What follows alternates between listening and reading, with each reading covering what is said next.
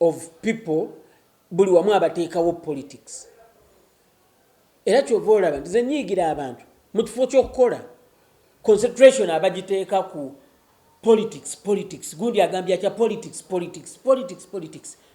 gw'oli endowooza politics bali aba mulimu actually bakolagana bo bamanyi it's a game. Gw'oli eno owakyenva tunuulidde owa bbulu bubi mu kifo ky'okukolagana mwenna muli bakinjaaji mutereze ebbeeyi y'ennyama muli mu kwepinga olw'ebibiina by'obufuzi. Gweoba oyagala okumanya nti politics abaawo wali mu kaseera ka kulonda bwe biggwe bye biba biwedde genda ku parliament olwaleero ojja kusanga nga Honorable Kayemba Solo omusajja wange wa Bukomansimbi South ali mu kunyumya ne Honorable Mpaka owa Mbarara owa NRM. Ojja kusanga nga Honorable Zake ali mu kugwa speaker owa NRM mu kifuba. Kati ate mmwe muli eno mu kifo ky'okukola mulimu people power aba NRM babi abaki naye ng'ate mmwe bali bemu ababakulembera bo bali bonna batudde baseka banyumya. Ontegera kyeggamba gwe bw'oba oyagala okutegeera byeggamba genda ku radio talk shows ezo olabe Honorable James Kakoza wa NRM olabe Honorable Namboze wano ku mpewo oba owulira bye boogera. Genda mu parking ya CBS nga shewedde bayimiridde banyumya omu yeesigamina ku mmotoka ya munne banyumya baseka basanyufu. Mwe muli eno mulimu ebyobufuzi. I hate that talk. Back to the point. Akasembayo ekirala golden egenda kubeerawo era ejja kubaawo because nja kuwa ekyokulabirako waliwo ekibiina bakiyitanga Eagles Production. Omu ku bakitandika eyali star eyalina hit song nga Eagles Production etandika bamuyitanga Fred Maiso ng'alina oluyimba baluyita ekimuli kya Rosa. Bano bonna were underdogs. Time came Misaki n'alwala Mukama n'amujjulula mu bulamu bw'ensi eno ekibiina ne kisigalawo. Time came Haruna Mubiru Yanga Firebrand Kati Haji mukwano gwange n'avaamu Eagles n'esigalawo. Time came sijja nagamba nti ekibiina ne kisasika nja kugamba nti Geoffrey Rutaya ne Irene Namatovu ne bavaamu ekibiina ne kikyusa erinnya ne kifuuka Golden Band naye nga it is just old wine in a new bottle. Ne bagenda maaso ne bakola. So Misaki okuvaamu si mawulire. The group can go on. Era omuwagizi wa music bw'olaba batimbi olutimbe eti Golden Band genda olaba abaliyo ate balina n'abaana abapya. Same way Misaki bw'abanga avuddeyo naga nti anze kati endongeri ya group ngikooye njagala genda nga solo artist ategeke ekivulu kye alange nti Misaki Semakula ne bawerekeddwako wali ku Papa's Sport genda omuwagire si lutalo. Nja kusembayo nga nkugamba genda onoonye olimba lwa Afrigo baluyita Afrigo batuuse. Afrigo batuuse Mwami Moses Matovu yayimba ku ba members ba Afrigo. Yayimba abantu nga 10 olwaleero mu Afrigo mulimu abantu ate abasinga bonna bagenzi. Naye olwaleero tewaliiwo band eri busy nga Afrigo band. Ndi bukya baggulawo endongo olumu Afrigo egenda Thursday, Friday, Saturday, Sunday. arete kuba ndongo ya kaalo ku kaalo corporate gigs bwe banombuliza bandi meka band erina contract modula afrigo zerina nti erina governor simanyi myaka emeka every last Friday of the year of the month kati yafunye buli first Friday of the month Friday Saturday I don't even remember I think Saturday ambience yagisayininze they are busy naye ku bantu 17 omusajja bayimba basatu beboka abalamu abali mu bandi Jobaniita Sewanyana Moses Matovu gendo nonyo oluyimba olwo. So let the people be, let Mr. Kisamakula be, let Ronald Mayinja ne Catherine Kusasira mulimu omwana awo muwala wange yeddira mamba bamuyita Namiro n'abalala let them be and mujje politics mu buli kintu gwatitiza ne politics okakasa emunjuyo bw'oteeka waakalulu nti bakulonde bonna bobeera nabo bakakuwa tukwaniza kusebiyazi ng'obulidde bakomakula bakomakuwuliza mu December awo wishingira abantu Christmas sibuze njagala ogambe nti nga ndudde okulabika ku mukutu gwa celeb jazz mu ggwanga mwendi ku mulimu gyange gyenkola wendi ba clients bange nsuubira bali happy because they keep giving me business akabonera akalaga nti byenkola babisiima. Nation Media Group contract yange ekyaliko ku Dembe FM talk and talk show buli lwa mukaaga saawa 4 paka saawa 7 ekitegeeza nti bakama bange kyenkola bakisiima. Mwenni bw'obanga iwe contract staff buli lweggwako ne bagirenewinga tewabeerayo approval of nti byokola tubisiima than that ate yaki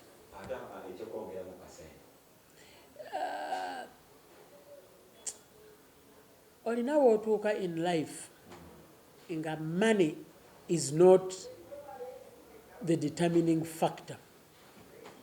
Ate kankubuulire kankyogere naama mu kamera tewaliyo employer in all sectors asasula muntu their money's worth. Kankize mu Luganda teriyo mukozesa asasula mukozi sente zimugwanidde mu ggwanga lyonna Uganda. Bwe nkiza mu industry ya media y'emu kuzisinga okusasula obubi, but gwe bakozesa obwongo bwo bulina okuweereza n'okozesa platform eyo mukama wo gy'akuwadde to better yourself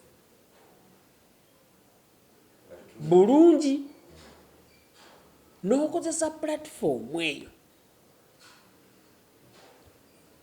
okutuuka ku biruubirirwa byo mu bulamu mu makuba amatuufu. Tokozesa mpewo ate kufera abantu, no, empewo gikozese bulungi, erinnya eryo ly'ofunyeewoko likozese mu bulungi. Bw'onaaba osobodde kyangu nnyo nga ssente akutwala omusaala gwa mukamaawo oba guzze oba teguzze, you are okay as long as you have that address. So that is why me, I don't look at kunyongeza musaala. Nze mbongo bwange nkiteekamu definitely zenkolera ntono nnyo tezingwanidde, naye ate ekyo sikirwako. N'ekyokubiri nange nkimanyi, ate gwayinza okubeera eyo ng'ogamba oyo ayogera biki, naye nja kuwaayo ekyokulabirako omukozi wo akola essaawa 24 omusasula ssente mmeka? Ayoza engoye z'omwami, ayoza ez'omukyala, ayoza ez'abaana, afumba, asomba amazzi, asiimuula enju, ayera enju, aggulawo geeti. Bw'okomawo ekirogo bazuukusa genda oggulirewo dadi akomyewo, bataata Ronald akomyewo. Abamu omukozi ayoza epiki oba emmotoka awaka, ayera olujja, atwala kasasiro. Kwangezako okuteeka mu context ya bulamu bwa munnayuganda owa bulijjo. Oli nga musasula emitwalo egi omwezi. Ddala omuntu oyo ezimusaana.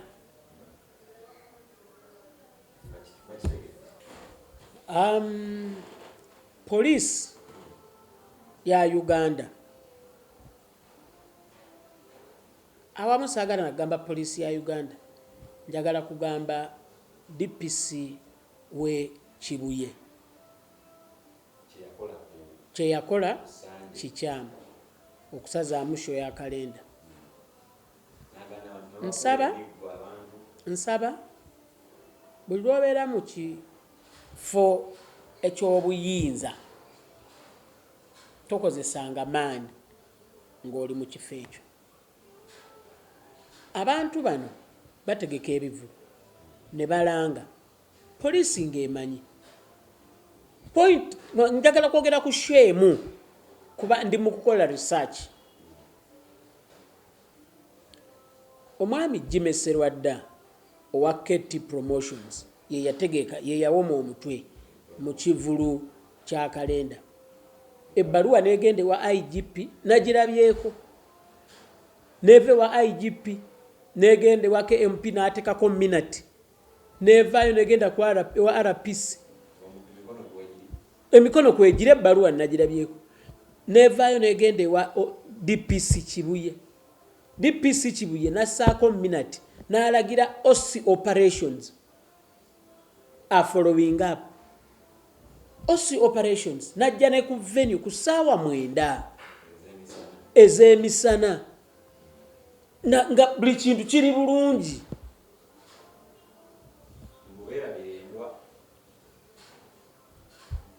Regardless, bw'okwata kwagamba temusukka. Ate n'ekirala, waliwo omusango ogwali mu kankootinge omusango gwennyini, so that kyenjogerako abatulaba abandaba wano bategeere nti soogera just lwakwogera. Era bino byenjogera ebimu wano njagala mutege talk and talk show ku Dembe FM. Ngenda kuba nambulula okusingawo ku Saturday nga 23 tuli mu April, tuli mu Saturday 23 ku ssaawa 4 talk and talk show oba ku channel ya Kasuku live. Bino byenjogera nja kubanga mbibawa in detail. Waliwo omusango gwali gwa Abe Musinguzi Trading as Abitex Productions ne Bajjo Events and Marketing Agency versus the Inspector General of Police ne Attorney General. Gwali mu maaso g'omulamuzi Lady Justice Esther Nambayo nga gwali miscellaneous case number 147 of 2019. Ogw'omusango judgment yino gye nnina wano gye mbakwootingidde. Ebyo poliisi byekola bikyamu, tebiri mu mateeka okusinziira ku musango guno. Omanyi omusango omukadde bwe guwa omupya empoza. Era nze nkubira omulanga buli gwe basaliddemu ekivulu Kusasira, Walukagga, Jime, mufune balooya, mwegatte mwenna basatu so that legal fees zikendeera, mugende mu kooti nga mubeesinga ku musango gwa Abitex ne Bajjo. Police ne government mugenda giwangula. And do it so that you set a precedence. Ate bwe mumala muwawaabire erinnya ndirina wano, muwawaabire DPC ng'omuntu in a civil suit kibe ekyokulabirako eri buli DPC alime kukozesa buyinza bwe bubi. Ekyo nkivumirira. Fine, wasobola okubaawo embeera obanga bano balina akantu akamu oba obubiri bye bataakoze. But do you ever think, Mr. Police Officer, mulowooza ku loss oba mulowooza ku bantu abafiirwa ng'ozze zinogamba nti ekivulu kirekeraawo ku ssaawa emu? Naye nga singa omuntu oyo ekivulu ekyo ku rediyo babadde balanga nti wagenda kubaawo okwekalakaasa ku kalenda tukuŋŋaaniraawo ku ssaawa bweziti ne ku lunaku bwe ruti, ekivulu kino kirangiddwa gundi, akwatibwa ekyabula n'omwezi mulamba ne rediyo ne ziyimirizibwa. So temusobola kugamba nti okulanga temukumanya. Ebimotoka bya drive biyita n'ekibye ku poliisi wennyini. DPC kyogamba nti gwe olina mpulira zibi ebimotoka tobiwulira nga bikuwogganira kutuuka ku buuzo oba kusindika bakigatto oba ba intelligence oba ba CID nti ekyo ekimotoka kiwoggana kikigamba kikivaawa kiragawa kiranga ki?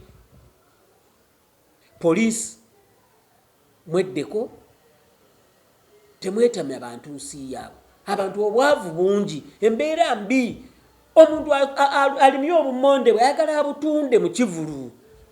Waliwo asuubudde obusuubuzi sweet bigiji babogamu biki azatunde sigala afunewo ogumu 2, 3, 5. Waliwo asiise capati ze amanyi nti olwo lwagenda okufuna kasente akawera ng'ojjo omala gasazaamu over films the reasons moreover nga kirina irigo.